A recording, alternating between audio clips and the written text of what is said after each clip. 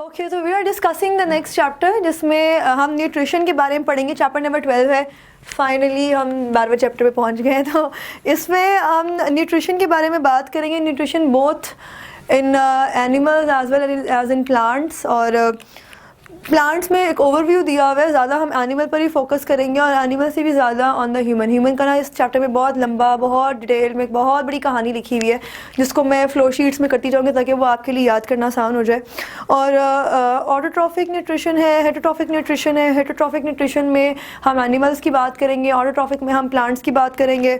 लेकिन उससे पहले दो टर्म्स हैं जो कि आपके लिए याद करना ज़रूरी है। एक है न्यूट्रिएंट और दूसरा है न्यूट्रिशन। न्यूट्रिएंट जो है ये क्या होता है? न्यूट्रिएंट इज अ फूड और any substance that supplies the body with elements necessary for metabolism. तो इसकी आप सिंपल जो है ये लिख सकते हैं, supplies the body with elements. Elements का वर्ड नहीं याद रखना है, यानी कि मॉलिक्यूल नहीं है, एनर्जी नहीं है, कंपाउंड नहीं है एलिमेंट्स का। क्योंकि वो एलिमेंट्स कौन से होते हैं?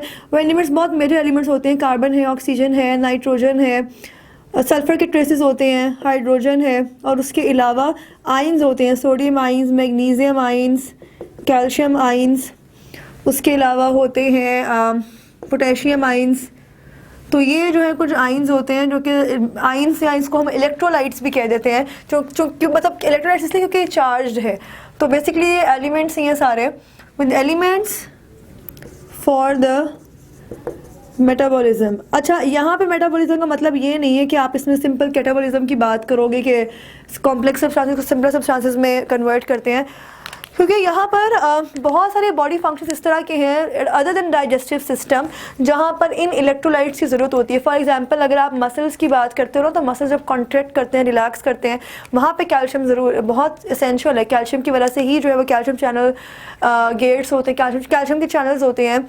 सिमिलरली सोडियम के गेट्स होते हैं, पोटेशियम पंप्स होते हैं। ये सब मैं आपको जो है मसल्स का और न्यूरॉन्स का, नर्व्स का जो है वो मैकेनिज्म बता रही हूँ, जो इंशाल्लाह आप सेकेंड ईयर में भी स्टडी करेंगे इन डिटेल। तो मस्कुलर सिस्टम और नर्वस सिस्टम दोनों में जो है ये इलेक्ट्रोलाइट्स ये बहुत एसेंशियल होते हैं। ये आपको कहाँ से मिलते हैं? Obviously from the nutrition that you intake. और इसके अलावा एक्सक्रीटरी सिस्टम में भी, वहाँ पर भी जो है वो सोडियम का, पोटेशियम का एक कंकरेंट मैकेनिज्म होता है, वहाँ पर भी यही इलेक्ट्रोलाइट्स जो है वो काम आते हैं। तो सिर्फ और सिर्फ खाने की हद तक जो है ये इलेक्ट्रोलाइट्स या एलिमेंट्स लिमिटेड नहीं होते हैं। हर वो चीज़ जो आप खाते हो वो आपके खाने के अलावा ब्रेन के फंक्शंस में, मसल्स के फंक्शंस में, एक्सक्रीशन के फंक्शंस में, इम्यून की रिप्रोडक्शन के फंक्शंस में और सर्कुलेशन के फंक्शन में, हर जगह पे जो है यही इलेक्ट्रोलाइट्स या एलिमेंट्स जो है वो काम आते हैं।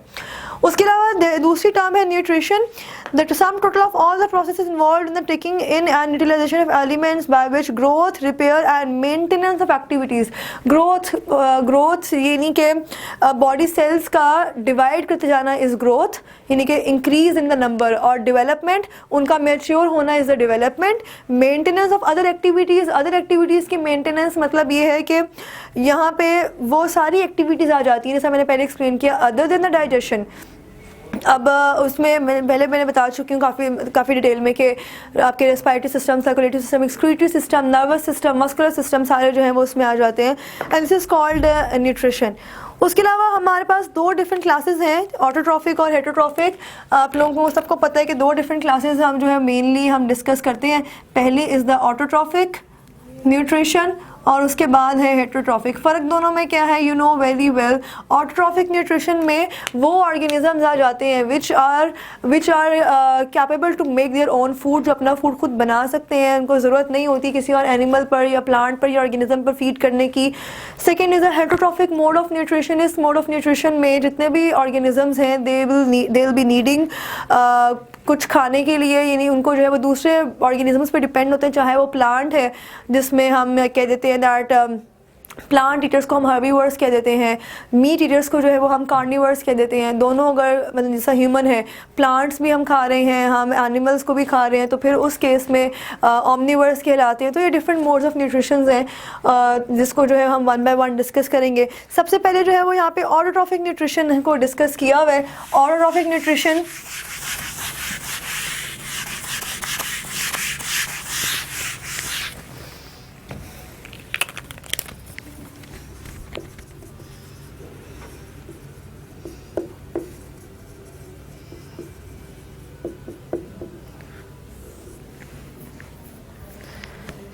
ऑटोट्रॉफिक न्यूट्रिशन में सबसे पहले है mineral nutrition in plants. Mineral nutrition में Generally, all autotrophic and photosynthetic organisms need carbon dioxide and water which supply the carbon, oxygen, hydrogen। ये आप लोगों को पता है, कार्बन डाइऑक्साइड वाटर उनको चाहिए होता है प्लांट्स को, जिसकी वजह से वो क्या करते हैं, फोटोसिंथेसिस का फिनोमेना कैरी आउट करते हैं, जो भी हमने बहुत डिटेल में चैप्टर नंबर 11 में डिस्कस कर लिया है।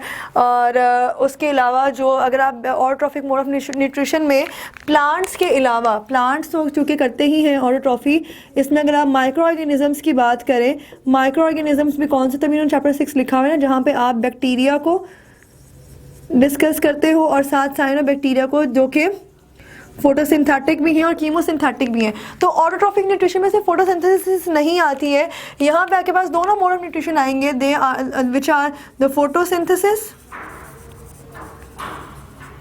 एंड द कीमोसिंथेसिस, दोनों आ जाते हैं। फिर नाइट्रोजन बताया हुआ है किस लिए ज़रूरी है, प्रोटीन्स के लिए चाहिए होता है, फास्फोरस एटीपी के लिए चाहिए होता है, न्यूक्लिक एसिड जो है ये डीएनए, यानी कि जो न्यूक्लिक एसिड में आगे, न्यूक्लिक एसिड इसे मतलब डीएनए जो है वो किस लिए चाहिए होता है, that it is encode in the whole genetic makeup. उसके अलावा मैग्नीशियम जो है वो ज़रूरी होता है for the chlorophyll. Cytochromes contain iron, ये साइटोक्रोम कॉम्प्लेक्स हमने पढ़ा था, साइटोक्रोम ए, साइटोक्रोम बी वगैरह का, जहाँ पर मैंने बताया था कि ये जो है वो कॉम्प्लेक्स प्रोटीन्स होती हैं या आयरन कंटेनिंग प्रोटीन्स होती हैं। उसके अलावा सॉइल से ये न्यूट्रिएंट्स जो है वो ले सकते हैं plants other than the photosynthesis, और उसको जब यूटिलाइज़ कर सकते हैं। और इसके बाद आगे नेक्स्ट टॉपिक दिया हुआ है about the mineral element deficiencies. इसमें दोनों चीज़ें हैं, पहला डिस्कस किया था about the mineral nutrition in plants,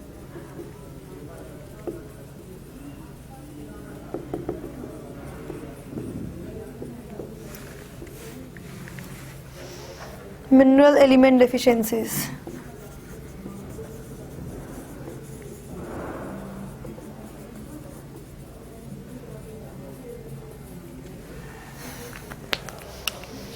mineral element deficiencies जो है उसमें यहाँ पे पहली बात तो ये कि आप कभी भी, मतलब it is not possible to ascertain the fates of individual minerals in both plants and animals.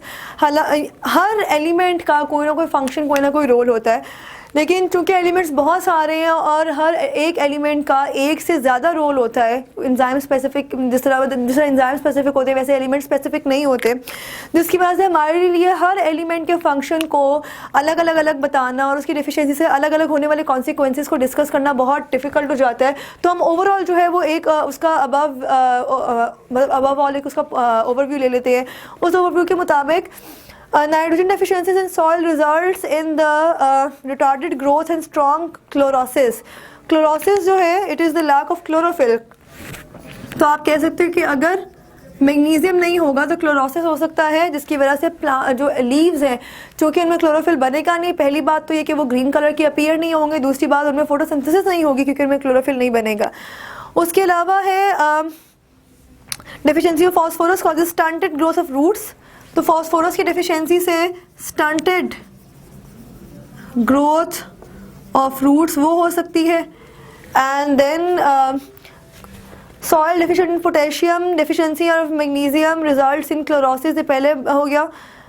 अच्छा, पोटेशियम डेफिशिएंसी जो है in leaf margin yellow and brown in colour and premature death of the plant. Premature death means के plant अभी mature ही नहीं होता है और वो यंग स्टेज पर ही उसकी डेथ हो जाती है। तो ये कुछ डेफिशिएंसीज हैं, ये कुछ कंडीशन हैं जो कि आप देख सकते हैं। इसके बाद आ जाते हैं heterotrophic nutrition methods of plant nutrition.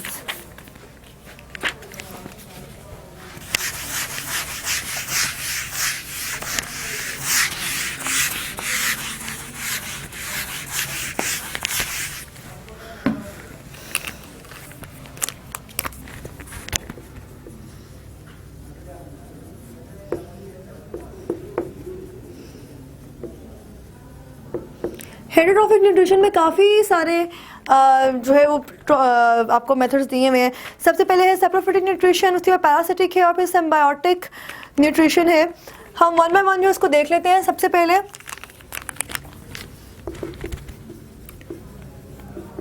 Saprophytic nutrition है।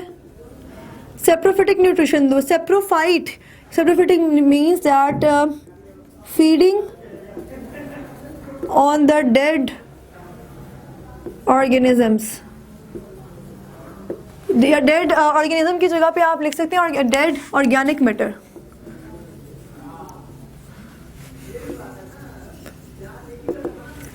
सेकेंड आ जाता है पैरासिटिक न्यूट्रिशन।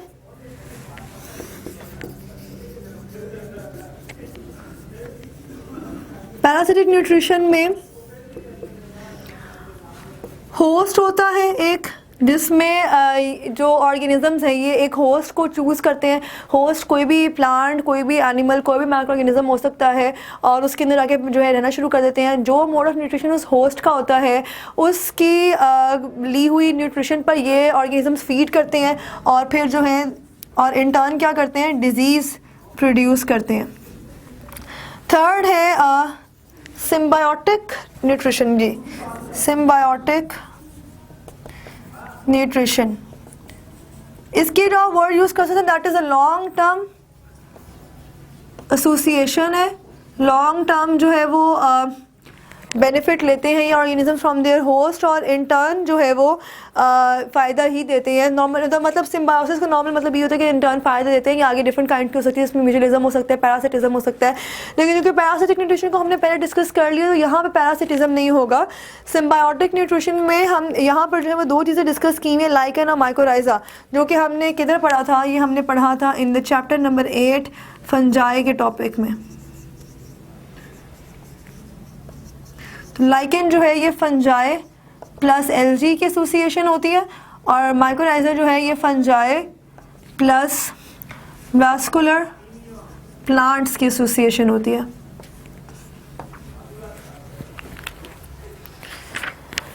इसके बाद है leguminous plants have nodules on their roots which contain nitrogen fixing bacteria. तो इसमें थर्ड जो है वो लेग्यूमिनस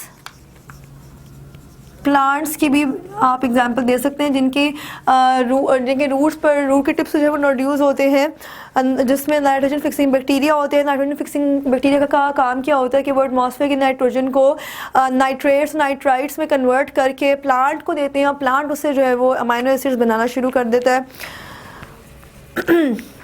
उसके बाद आते हैं न्यूट्रिशन इन इंसेक्टिवोरस प्लांट्स, ये भी हेटेरोट्रॉफिक में ही आ जाएगा।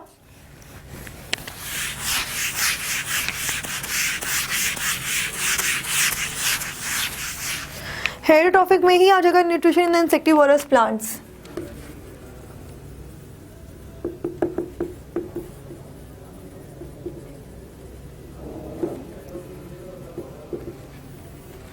यहाँ पर आप क्या लिख सकते हैं, that few plant supplement their inorganic diet with organic compounds. These organic compounds are obtained by trapping and digesting insects and small animals. Normally जो है वो प्लांट्स फोटोसिंथेसिस का फिनोमेना कैरी आउट करते हैं for meeting their energy requirements. लेकिन कुछ plants ऐसे हैं जो कि इंसेक्ट्स पर फीड करते हैं, मतलब इंसेक्ट्स नॉट नेसेसरी के सिर्फ आर्थ्रोपोड्स ही होंगे उसमें, मतलब मेनली आर्थ्रोपोड्स ही होते हैं, तो आप आर्थ्रोपोड्स जो है उसी को रेहे में रख सकते हैं। लेकिन उसके अलावा वॉर्म्स भी जो है इनवर्टिब्रेट्स में जो वॉर्म्स हैं, जैसे नीमाटोडा था, वो भी जो है इसमें आ सकते हैं। इसमें हमारे पास कुछ एग्जांपल्स है। पहला जो है वो पिचर प्लांट है। First is a pitcher plant. Pitcher plant का साइंटिफिक नेम डिस्कस किया हुआ है सेरासिनिया पुर्पुरिया।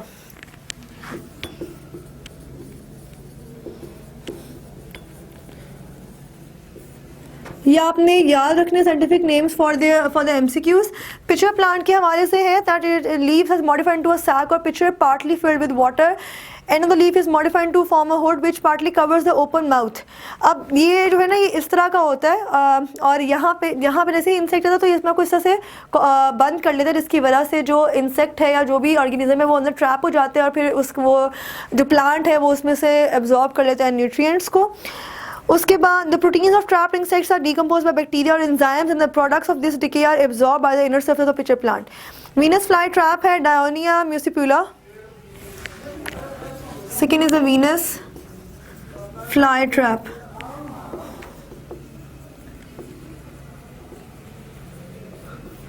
इसमें क्या होगा, इसमें ये होता है दैट वीनस फ्लाई ट्रैप में इस तरह से जिस तरह हमने पढ़ा था कि एलगी में पेट्री डिशेस होती हैं डायटम्स डायनोफ्लैगेलेट्स में, उस तरह इससे भी जब इस तरह की ओपनिंग होती है और जैसे ही इंसेक्ट यहाँ पर आकर होता है तो इसके जो सेंस ऑर्गन्स होते हैं वो उसको उस इंसेक्ट को सेंस करते हैं और ये इस तरह से क्लोजर आता है और इंसेक्ट जो है वो अंदर ट्रैप हो जाता है, जिसकी और फिर उसे उसको ऑब्जॉर्ब कर लेते हैं, जो भी इसका मैकेनिज्म होगा उसको ऑब्जॉर्ब करके जो न्यूट्रिएंट्स है वो ऑब्जॉर्ब कर लेता है प्लांट। उसके बाद थर्ड है about the sundew. Sundew is the Drosera intermedia.